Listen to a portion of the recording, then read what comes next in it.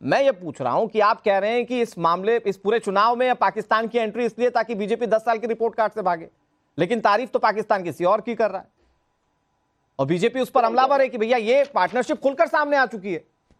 कपिल जी नहीं, आप एक बात आप बताओ हाँ। कि पाकिस्तान का नाम इतने बार मुख से लेते हैं प्रधानमंत्री जी, और ये नहीं बताते कि प्रोटोकॉल तोड़ करके पाकिस्तान में बिरयानी खाने क्यों लौटे उतरी, और उनकी अम्मा को साड़ी क्यों भेजे थे, आम क्यों भेजे थे, ये बताया नहीं। ठीक है, वो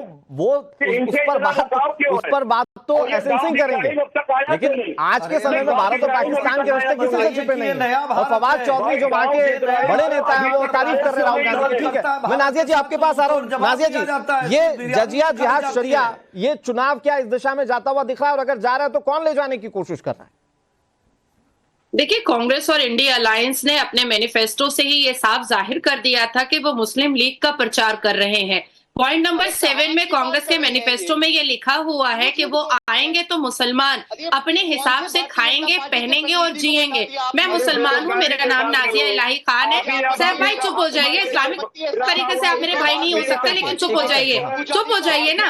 हर बीच हर एक के बोलने पर टांग घुसाने लगते हैं सैफ जी, आप हर एक के बोलने पर टांग घुसाने लगते हैं, जरा सा भी आपको शर्म लिहाज नहीं है। मैं मुसलमान बेटी हूँ, मैं तो अपने हिसाब से जी रही हूँ, अपने हिसाब से पढ़ रही हूँ, अपने हिसाब से खा रही हूँ। मारिया आलम ने जो इतनी बेशर्मी और इतना ज्यादा उन्होंने डेफेमेटरी बात कहा है कि जो मुसलमान भारतीय जनता पार्टी को वोट करेगा उसका हुक्का पानी बंद कर देना चाहिए। आपको इस बारे में कोई जवाब देना है? आप क्या लागू करना चाह रहे हैं? आप औरंगजेब का शासन लागू करना चाह रहे हैं कि भारतीय जनता पार्टी में जो वोट करेगा, मतलब मैं मुसलमान हूँ, मैं भारतीय जनता पार्टी को वोट करूंगी तो मेरा हुक्का पानी सलमान खुर्शीद की भतीजी बंद कर देगी? कौन है वो जो बंद कर देगी मेरा हुक्का पानी? सुन तो लीजिए सवाल। औरंगजेब का शासन लाएंगे क्या कांग्रेस वाले? बोलना चाहती है नाजिया, मुस्लिम लीग ना भारतीय जनता पार्टी के साथ सरकार स्टेटों में सरकार चला चुकी है, कुछ बोलेंगे? अरे 1950 से मंदिरों से टैक्स नेहरू जी ने लेना स्टार्ट किया था।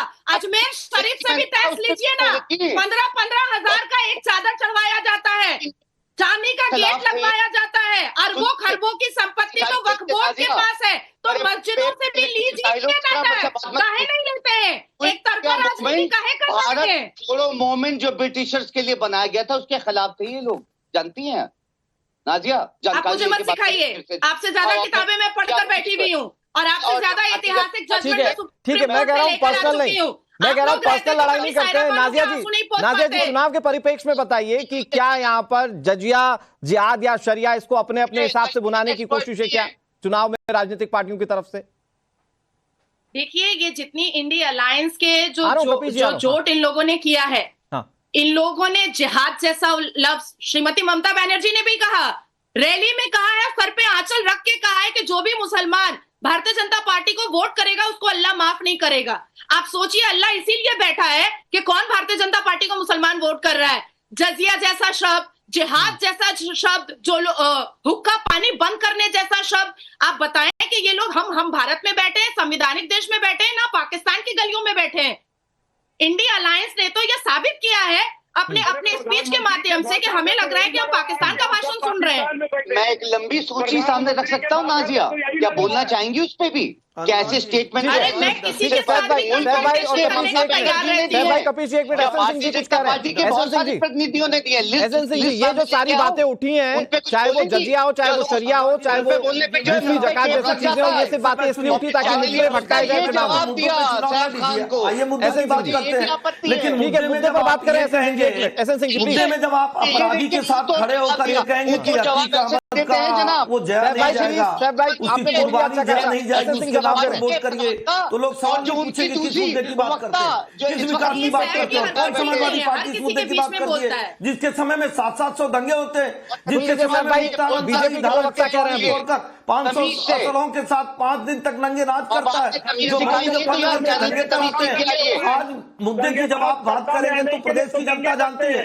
आज अनुराग जी, समाजवादी पार्टी का नाम लेते ही उत्तर प्रदेश की जनता की रूह कांप जाती है कि समाजवादी पार्टी की सरकार नहीं चाहिए। अनुराग जी, एक छोटा सा सवाल पूछूंगा, धार्मिक आधार पर आरक्षण की कोई व्यवस्था नहीं है, आप 5-5, 6-6 प्रयास कर चुके हैं। 2004 में आप स्ट्रक्चर कमेटी बनाते हैं, उसकी रिपोर्ट आती है कि ओबीसी से भी बदतर हालत मुसलमानों की। उस समय भारतीय जनता पार्टी की सरकार नहीं रहती है, किसके नाते उनकी बुरी हालत बनी रहती है। आपको भय के दरवाजे से मुसलमानों को फायदा पहुंचा रहे तो सामने से फायदा पहुंचाने हमारे तो प्रधानमंत्री नहीं कह रहे कि अपने घोषणा पत्र में लिखित में आप दीजिए कि मुसलमानों को आप आरक्षण देना चाहते हैं, आप लिख के दीजिए। अभी इस चैनल पर लिख कर दीजिए, नहीं देंगे क्योंकि आपको तुष्टिकरण का कार्य करना आपने मुसलमानों के लिए किया। ठीक है कपिल भाई, कपिल जी एक मिनट, कपिल जी मैं आपके फेवर की बात पूछ रहा हूँ। कपिल जी एक आपके फेवर की बात पूछ रहा हूँ। आप ही का उठाया हुआ सवाल मैं एसएन सिंह से पूछ रहा हूँ। कपिल जी एक मिनट, आप ही का उठाया हुआ सवाल एसएन सिंह से पूछ रहा हूँ। एसएन सिंह जी ठीक है, सारी बातें अपनी जगह, एसएन सिंह जी सारी बातें अपनी जगह, लेकिन जब जजिया की बात होती है, जब पाकिस्तान की बात होती है तो विपक्ष सवाल उठाता है कि अब आप मुद्दे इसलिए भटका रहे हैं ताकि मुद्दों पर आप चुनाव नहीं जीत पाएंगे। इसका जवाब क्या देंगे? देखिए, हम तो मोदी जी की गारंटी वाली गाड़ी गांव-गांव लेकर गए और बताए कि हमने उजाला देने का कार्य किया, उज्ज्वला देने का कार्य किया, किसानों को सम्मान निधि देने का कार्य किया, हमने जो है गरीबों की दवा की व्यवस्था कराई और 25 करोड़ लोगों को गरीबी रेखा के बाहर निकाले, रैपिड रेल दिए, डिफेंस कॉरिडोर दिए, अब उनकी फैक्ट्री दिए, विकास के बहुत आयत काम किए, आज देश के मान सम्मान बढ़ाने का कार्य किया।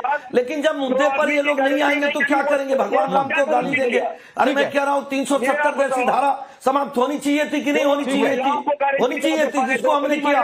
3 तलाक पर कानून आना चाहिए कि नहीं आना चाहिए, तो भारतीय जनता। ठीक है, मैं एसएन सिंह जी आपके पास आऊंगा। कपिल श्रीवास्तव जी ठीक है, ओके मैं आ रहा हूं आपके पास। कपिल श्रीवास्तव जी आपकी बातें अनकट जा रही हैं, ठीक है मैं समझ गया, एक एक करके बोलते हैं, सारी बात सब लोग बहुत अच्छे तरीके समझ पाएंगे। एसएन सिंह जी मैं आ रहा हूं आपके पास फिर से, लेकिन सैफ भाई मुझे ये बताइए कि भारतीय जनता पार्टी पाकिस्तान की तारीफ करने को लेकर अब इस तरह से रिप्रेजेंट कर रही है कि देखिए साहब, वो जो सबसे जिहादी देश है, जो सबसे ज्यादा जिहाद की बात करता है, आज वो राहुल गांधी की तारीफ कर रहा है। तो ये पीएम नरेंद्र मोदी ने आज खुलकर मंच पर कहा कि ये तो पार्टनरशिप है जो खुलकर सामने आ गई है। भाई जो देश आज हमसे इतनी कट्टरता रखता है, हमसे इतना खार खाता है, वो हमारे देश के नेता की तारीफ क्यों कर रहा है? क्यों? क्योंकि हमारे देश में वोट जिहाद जैसी टर्मिनोलॉजी आ गई है। ये सवाल बीजेपी का नहीं, ये सवाल मैं समझता हूँ। बीजेपी और क्या सवाल करेगी? देखिए, राहुल गांधी जी की तारीफ तो पूरी दुनिया करती है, और रही पाकिस्तान की बात जो है, तो इंडियन नेशनल कांग्रेस के टेन्योर में ही पाकिस्तान के 2 टुकड़े किए गए थे। 90,000 सोल्जर जो हैं वो घुटने पे जो आए थे ना, वो इंडियन नेशनल कांग्रेस के टेन्योर में ही आए थे, भारतीय जनता पार्टी के टेन्योर में नहीं आए थे। हाँ, इन्होंने biryani, cake cutting, Sholay gift जरूर मोदी जी ने किए थे। चाइना को जो जगह दी गई थी ना भाई, पाकिस्तान से रिश्ते ठीक रखने की बात तो कांग्रेस की थी। पाकिस्तान से रिश्ते ठीक करने की बात तो अपने जमाने में कांग्रेस पार्टी ने खूब की है सर। वो हमने मोदी जी के टेन्योर में ही देखा है और किसी के टेन्योर में नहीं देखा है। हाँ, कांग्रेस के टेन्योर में आपने जरूर देखा होगा। अच्छा एक मिनट, मैं एक छोटा सा सवाल पूछ रहा हूँ सैफ भाई, मुझे पॉइंट जवाब देंगे मुझे लगता है, उम्मीद है। एक मिनट एसएन सिंह जी एक मिनट, एसएन सिंह जी एक मिनट, मैं आ रहा हूं आपके पास। एक बात का जवाब लेना बहुत जरूरी है सैफ भाई से। सैफ भाई मुझे एक बात बताइए, आपने बड़े बढ़ चढ़कर बड़े चाव से आपने इंडिया गठबंधन बनाया, इंडिया अलायंस बनाया अपने शब्द में, उसमें पीडीपी भी है, महबूबा मुफ्ती है। कुछ दिन पहले तक वो वकालत कर रही थी कि पाकिस्तान से बात होनी चाहिए, तो आज तो आप पाकिस्तान को काफी कोस रहे हैं कि भैया बिरयानी नहीं खानी थी, शॉल नहीं उड़ानी थी। लेकिन महबूबा मुफ्ती जब कहती हैं कि पाकिस्तान से बातचीत के दरवाजे खुलने चाहिए, तो कांग्रेस पार्टी चुप क्यों हो जाती है? फिर आप कहिए ना कि आपके गठबंधन में बैठे हुए लोग पाकिस्तान का साथ दे रहे हैं। तो सुनिए, 3.5 साल सरकार किसने चलाई थी भारतीय पीडीपी के साथ में जम्मू एंड कश्मीर में? आज तो आप बैठे ना सर, आज जवाब दें, आप तय करेंगे नहीं करेंगे? नहीं चला रहे, सरकार नहीं चला रहे, हम जो है आप जवाब नहीं देते सैफ भाई, तो बहुत सारी चीजें चलनी चाहिए। क्या चलने दी कांग्रेस ने? ठीक है कपिल, वो तो ये भी चाहते थे कि सड़क नहीं होनी चाहिए थी। आपको लगता है कि सवाल उठाने का अधिकार है किसी को? कौन करता था? और सत्ता मलाई किसने पार्टी 3.5 साल सरकार चलाकर मैं समझ सकता हूँ, बहुत चलिए ठीक है, हो रही हो। इजाजत दे रहा है, ठीक है।